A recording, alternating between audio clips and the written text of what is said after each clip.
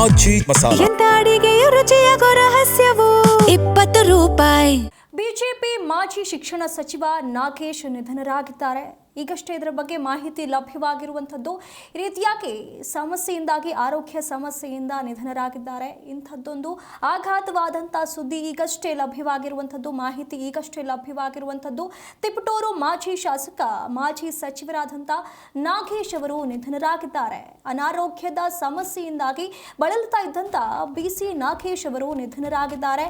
ಬೆಂಗಳೂರಿನ ಪುತ್ರಿಯ ನಿವಾಸದಲ್ಲಿ ನಾಗೇಶ್ ಅವರು ನಿಧನರಾಗಿರುವಂಥದ್ದು. ಇನ್ನು ಬಿಜೆಪಿ ಸರ್ಕಾರದಲ್ಲಿ ಶಿಕ್ಷಣ ಸಚಿವರಾಗಿದ್ದಂಥ ನಾಗೇಶ್ ಅವರು ನಿಧನರಾಗಿದ್ದಾರೆ.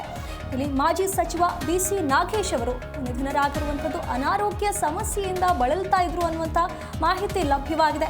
ತಿಪಟೂರಿನ ಮಾಜಿ ಶಾಸಕ ಮಾಜಿ ಸಚಿವ ಇವರು ಇಲ್ಲಿ ಇಷ್ಟು ದಿನಗಳವರೆಗೂ ಕೂಡ ಸೇವೆಯನ್ನ ಸಲ್ಲಿಸಿ ಈಗ ಅನಾರೋಗ್ಯದ ಸಮಸ್ಯೆಯಿಂದ ಬಳಲ್ತಾ ಇದ್ದ BC ನಾಗೇಶ್ ಅವರು ಇನ್ನು ಕೊನೆಯುಸಿರನ್ನ ಎಳೆದಿದ್ದಾರೆ. ತಮ್ಮ ಪುತ್ರಿಯ ಮನೆಯಲ್ಲಿಯೇ ಕೊನೆಯುಸಿರನ್ನ ಎಳೆದಿದ್ದಾರೆ ಅನ್ನುವಂಥ ಮಾಹಿತಿ ಲಭ್ಯವಾಗಿರುವಂಥದ್ದು.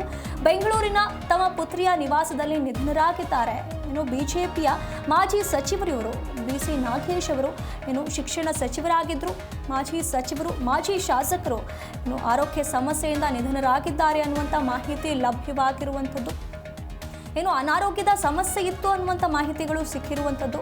ಹಾಗಾಗಿ ಇವರು ಈ ರೀತಿಯಾಗಿ ನಿಧನರಾಗಿದ್ದಾರೆ ಅನ್ನುವಂಥ ಮಾಹಿತಿ ಲಭ್ಯವಾಗಿದೆ.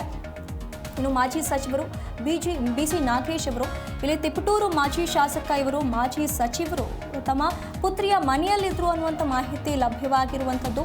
ಅನಾರೋಗ್ಯದಿಂದ ಬಳಲ್ತಾ ಇದ್ರು ಮಾಜಿ ಶಿಕ್ಷಣ ಸಚಿವರು ಈಗ ಕೊನೆಯುಸಿರೆಳೆದಿದ್ದಾರೆ ಇಂದು ಅನ್ನುವಂಥ ಮಾಹಿತಿ ಸಿಕ್ಕಿರುವಂಥದ್ದು.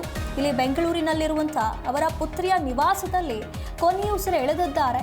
ಇಷ್ಟು ವರ್ಷಗಳ ಕಾಲ ಸೇವೆಯನ್ನ ಸಲ್ಲಿಸಿ ಈಗ ಕೊನೆಯುಸಿರನ್ನ ಎಳೆದಿದ್ದಾರೆ, ಎಲ್ಲರನ್ನ ಬಿಟ್ಟು ಅಗಲಿದ್ದಾರೆ ಅನ್ನುವಂಥ ಈ ಒಂದು ಸಂಗತಿ ಈಗ ಲಭ್ಯವಾಗ್ತಾ ಇರುವಂಥದ್ದು.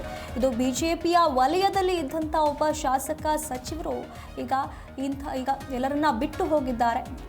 ಈ ವಿಷಯ ತಿಳಿದು ಎಲ್ಲರೂ ಕೂಡ ಸಂತಾಪವನ್ನು ಸೂಚಿಸಿದ್ದಾರೆ.